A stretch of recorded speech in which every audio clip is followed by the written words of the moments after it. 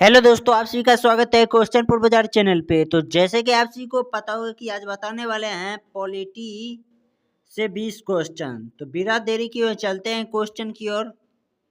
Question number 1, Bharat का संविधान किस प्रकार का गणराज्य स्थापित करता है? तो आप सभी को पता हो या ना हो, लेकिन पंथ निरपेक्ष, प्रभुत्व संपन्न, समाजवादी, यह तीनों गणराज्य स्थापित करता है। तो चलते हैं अगले क्वेश्चन की ओर। क्वेश्चन नंबर 2, भारत के संविधान के अनुसार किस प्रकार के अन्याय सुनिश्चित किया जाता है? तो आप सभी को पता होगा कि राजनीतिक, आर्थिक और सामाजिक, यह तीनों सुनिश्चित करता है। तो चलते हैं अगले क्वेश्चन की ओर। क्वेश्चन नंबर 3, भारत का संविधान के माध्यम से किन किन स्वतंत्रताओं की गारंटी दी गई है? तो आप सभी को पता हो या ना हो, लेकिन विश्वास व धर्म, अभिव्यक्ति और विचार का गारंटी दिया गया है। तो चलते हैं अगली क्वेश्चन की ओर। क्वेश्चन नंबर 4, संविधान के अनुसार प्राप्त करने के लिए कौन कौन से अवसर समान रूप से सभी नागरिकों को दिया गया है? तो आप सभी को पता होगा कि प्रतिष्ठा अवसर सभी नागरिकों को दिया गया है। तो चलते हैं अगली क्वेश्चन की ओर। क्वेश्चन नंबर 5, भारतीय संविधान का उद्देशिका किस तिथि को अपनाई गई थी? तो आप सभी को पता होगा कि 26 नवंबर 1949 को अपनाई गई थी। तो चलते हैं अगली क्वेश्चन की ओर। क्वेश्चन नंबर 6, संविधान के अनुसार समस्त नागरिकों को किनकी गरिमा और राष्ट्र की एकता और अखंडता सुनिश्चित करना चाहिए? तो आप सभी को पता होगा कि अखंडता, व्यक्ति की गरिमा, राष्ट्रीय एकता को सुनिश्चित करना चाहिए। तो चलते हैं अगली क्वेश्चन की ओर। क्वेश्चन नंबर 7, संविधान के अनुसार बंधुता बढ़ाने का उद्देश्य क्या है? तो आप सभी को पता होगा कि धार्मिक, समाज में एकता, समाज में शांति है। तो चलते हैं अगली क्वेश्चन की ओर। क्वेश्चन नंबर 8, संविधान कब और किसके द्वारा अंगीकृत, अधिनियमित और आत्मापित किया गया है? तो आप सभी को पता होगा कि 26 नवंबर 1949 को संविधान सभा द्वारा किया गया है। तो चलते हैं अगली क्वेश्चन की ओर। क्वेश्चन नंबर 9, आय के स्रोत क्या हो सकते हैं? तो आप सभी को पता होगा कि नौकरी भी हो सकते हैं, व्यापार भी हो सकते हैं, खेती भी हो सकते हैं। तो चलते हैं अगली क्वेश्चन की ओर।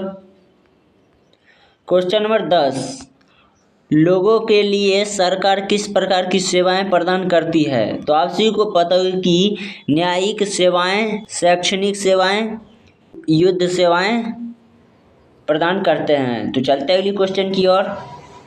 क्वेश्चन नंबर 11, सरकार के अंग कौन कौन से हैं? तो विधायिका है, कार्यपालिका है और न्यायपालिका है। विधायिका किसको कहते हैं?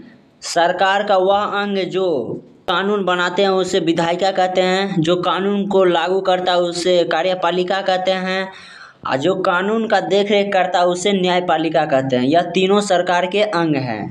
तो चलते हैं अगली क्वेश्चन की ओर।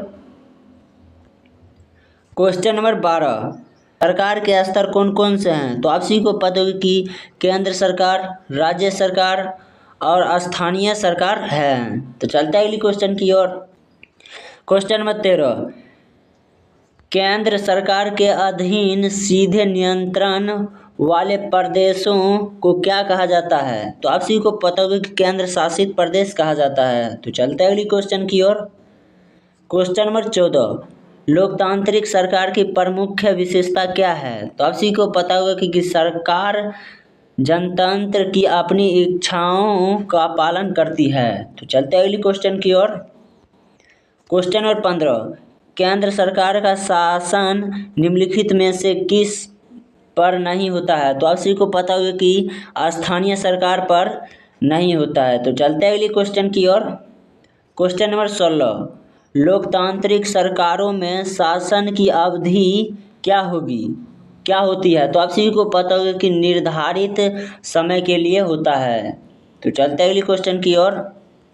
क्वेश्चन नंबर 17, निम्नलिखित में से कौन सा निर्णय केंद्र सरकार द्वारा नहीं लिया जा सकता है। तो आप सभी को पता हो या ना हो, लेकिन राज्य में नई रेल सेवाएं का निर्णय नहीं ले सकते हैं केंद्र सरकार। तो चलते हैं अगली क्वेश्चन की ओर।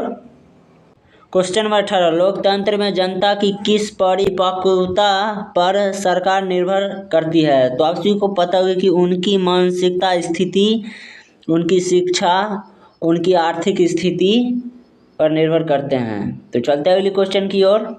क्वेश्चन नंबर 19, लोकतंत्र की प्रमुख विशेषता क्या है। तो आप सभी को पता होगा कि लोक शक्ति द्वारा शासन चलाना, सभी लोगों के मतदान का अधिकार, न्यायपालिका की स्वतंत्रता है। तो चलते हैं अगली क्वेश्चन की ओर।